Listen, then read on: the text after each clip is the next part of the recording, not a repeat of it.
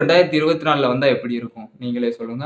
சித்தார்த் பார்த்தீங்கன்னா, பார்க்கிங் டாக்ஸ்ன்னு ஒரு channel வச்சிருக்காப்படி. Social மீடியால நல்லதுக்காண்டி போராடுறதுக்காண்டி அந்த சேனல்ல நெறைய வீடியோ போட்டுக்கிட்டு இருக்காரு.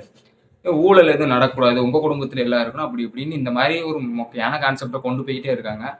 திடீர்னு பார்த்தீங்கன்னா, கம்பேக் இந்தியா போட்டணும். நம்ம தாத்தா வந்தாத்தையும் கரெக்ட்டா இருக்கும். இந்தியன் வந்தாத்தே இதெல்லாம் சரியாகும்ன்னு சொல்லி, சித்தார்த் அவங்க டீம்ல எல்லாரும் சரி பண்ணி இது தாட்டுறாங்க.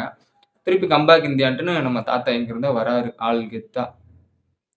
ஏனுங்க ஆல்ரெடி 70 வயசு. இப்ப அவருக்கு 100 வயசுக்கு மேல இருக்கும். என்னங்க சொல்றீங்க? அப்படின்லாம்.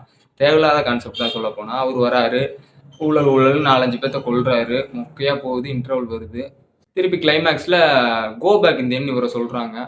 இவர அடிச்சு விரட்டுறாங்க, அரெஸ்ட் பண்றாங்க, திருப்பி ரிலீஸ் பண்றாங்க. ஒரு திருப்பி அடுத்து ஒரு ட்விஸ்ட்ட குடுத்து 3 பார்ட் வேற. பொதுவா இந்த படத்த பத்தி சொல்லணும்னா பெருசா ஒண்ணுமே இல்ல. இது தேவையில்லாத முயற்சின்னு தான் சொல்லணும். இந்த படத்த